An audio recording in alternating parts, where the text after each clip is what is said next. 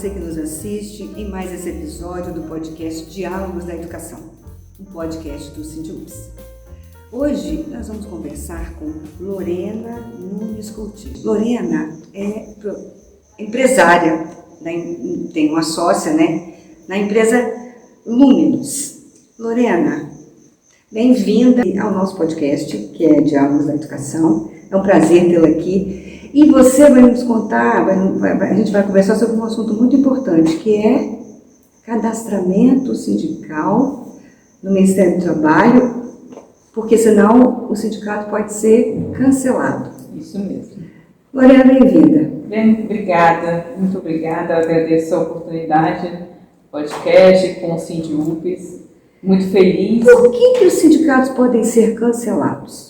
Então, essa portaria, a portaria 3472 de 2023 do Ministério do Trabalho, do Trabalho e Emprego, ela veio com uma proposta, com esse novo governo, de regularização dessas entidades, Então, as entidades sindicais que não foram atualizadas, não entraram no sistema desde 2005, que era obrigação delas, não fizeram isso, e elas tiveram de 2005 até a presente data, até 2021, 23, para fazer esse recadastramento. E muitos não fizeram. Constituíram o sindicato, não atualizaram a categoria, não atualizaram a base, deixaram.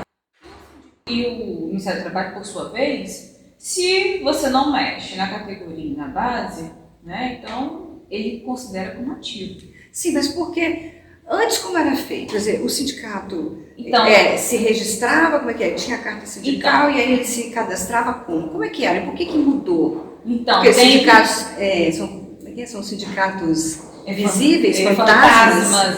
Então a gente tem várias situações aí, É isso que a gente tem que explicar um pouquinho. Por quê? Antigamente, eu vou voltar no tempo e explicar um pouquinho para a senhora entender. Então, em 89,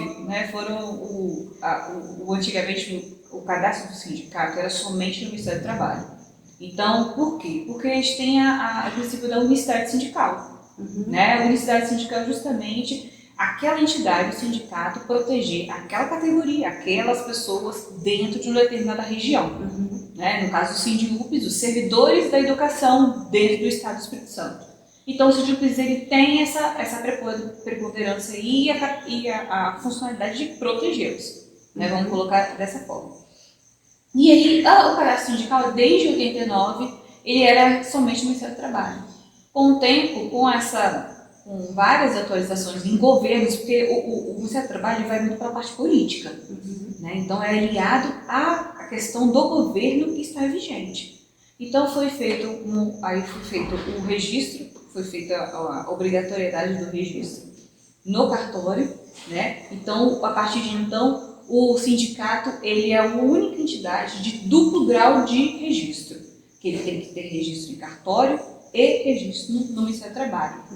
O registro em cartório para dar personalidade jurídica e o registro no Ministério do Trabalho para configurar a unicidade sindical, que é a capacidade de proteger aquela categoria. Tá. E aí, de 89 até 2005, os registros eram feitos somente com uma cartinha.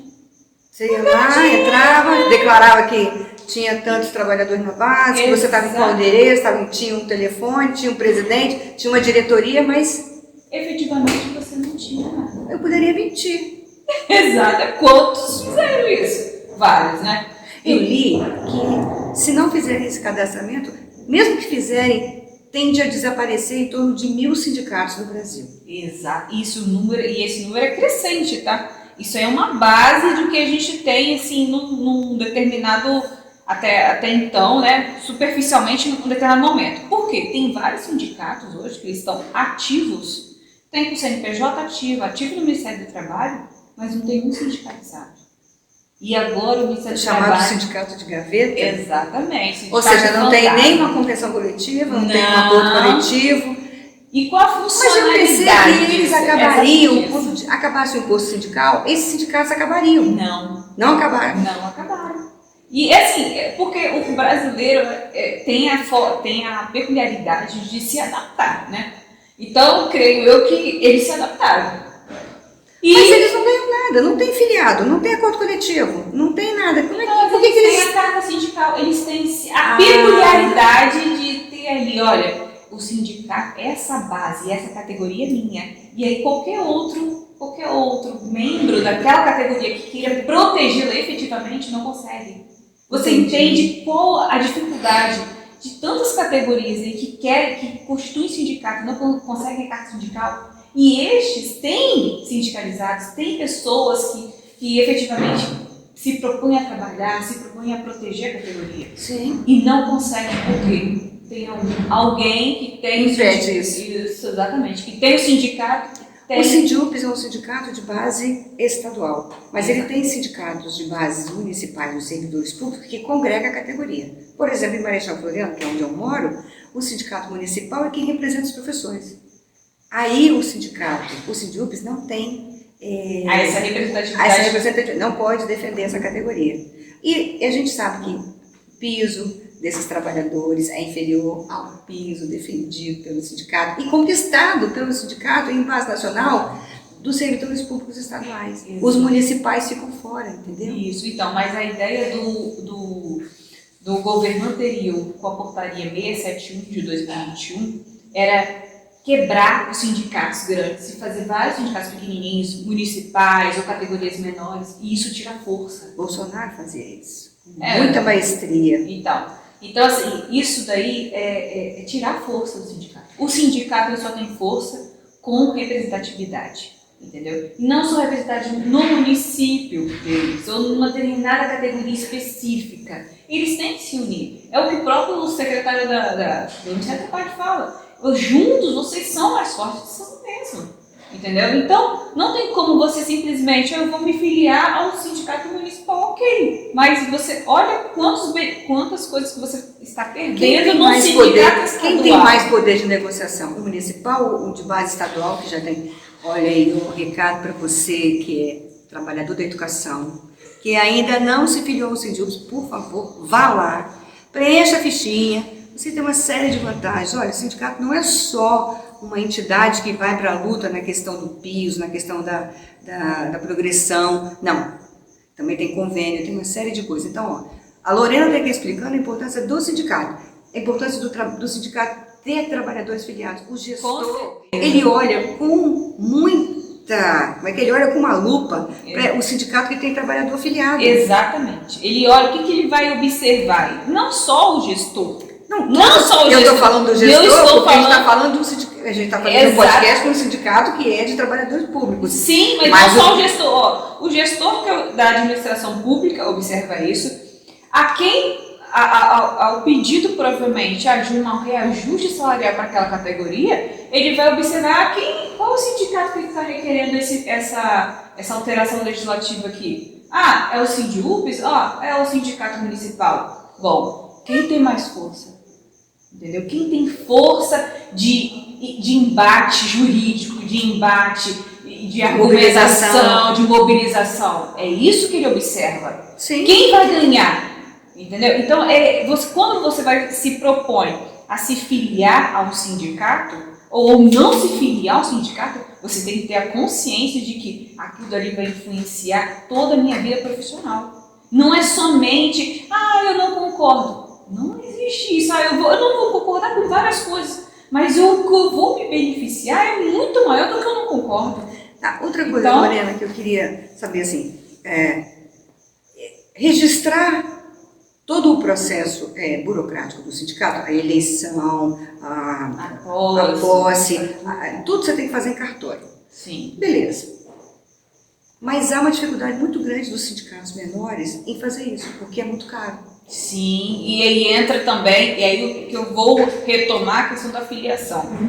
Os sindicatos, eles são geridos, administrados, né, por uma diretoria, ok, mas essa diretoria sozinha não consegue bancar. Quem tem que bancar isso são os próprios filiados. Mas mesmo assim, Mariana, eu trabalho em outros sindicatos e assim, eu vejo a dificuldade que eles têm, porque por que o cartório não aceita somente a ata de posse, a ata, e quer saber de todo o procedimento eleitoral? Por que é o cartório que precisa saber disso? Por que não seria o sindicato encaminhar esses documentos, que são poucos, para o cartório, porque você paga uma taxa por cada página que você vai registrar? O cartório é um depósito de documento, não é isso?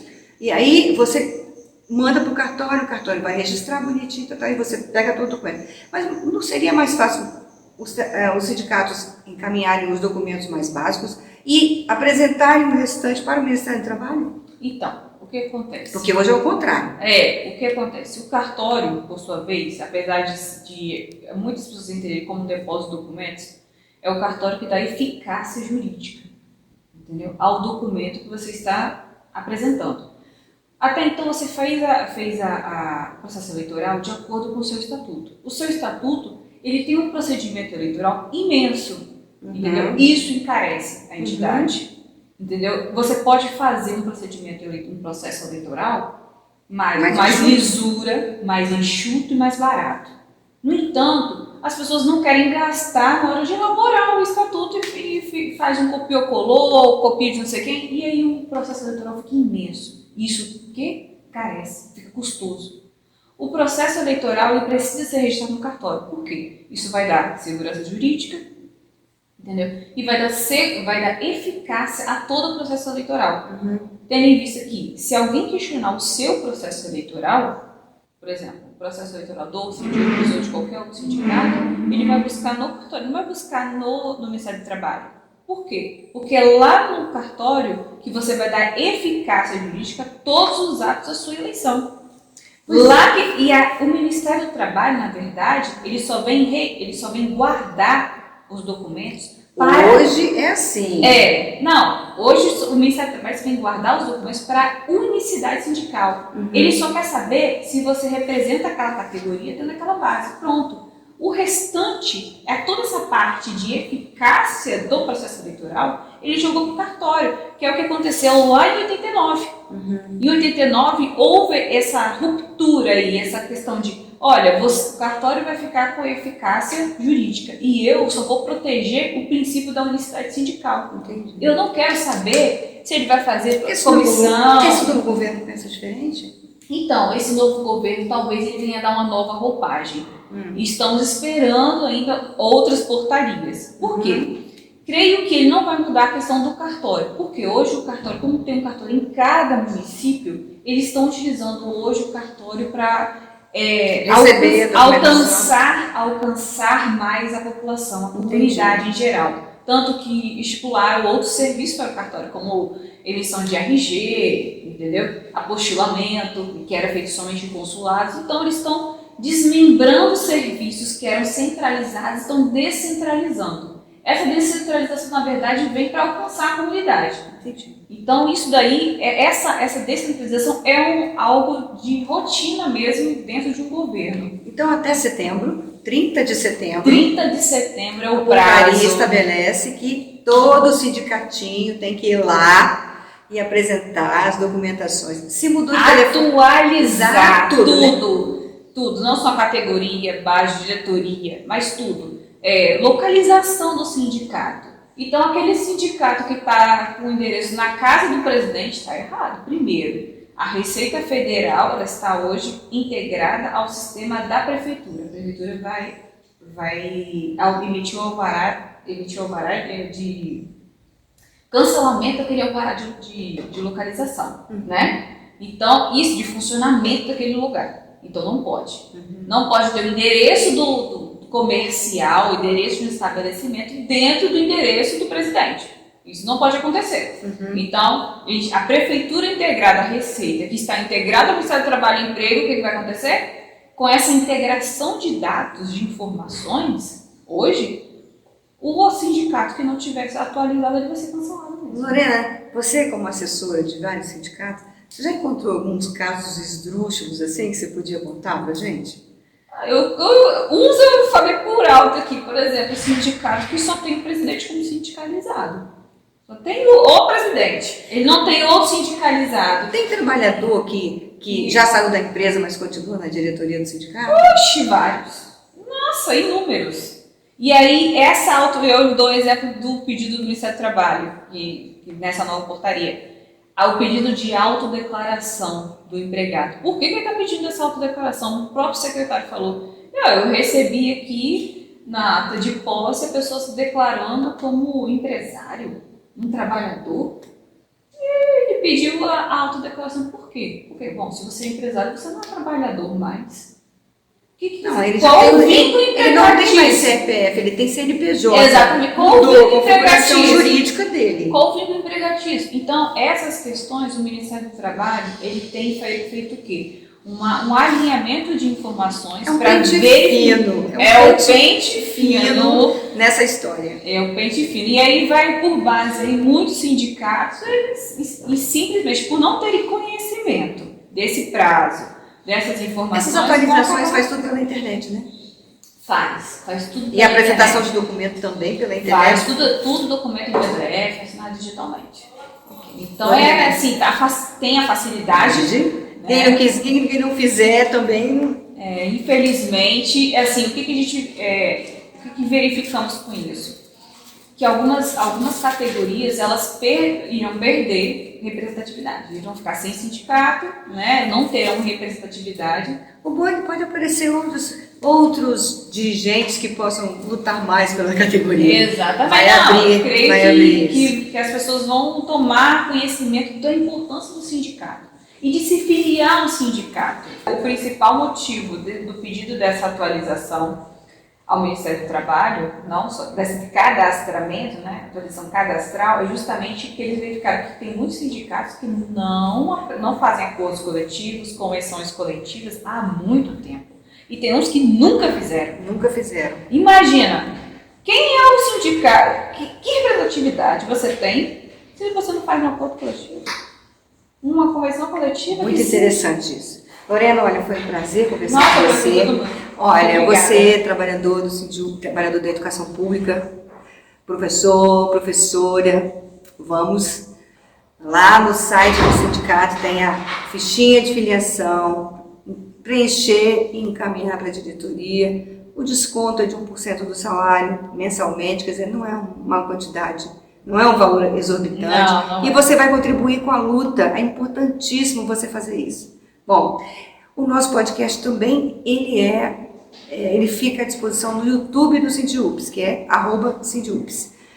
E você pode assistir esse podcast em qualquer plataforma de áudio preferida, Spotify, Amazon, Google Podcast, Deezer.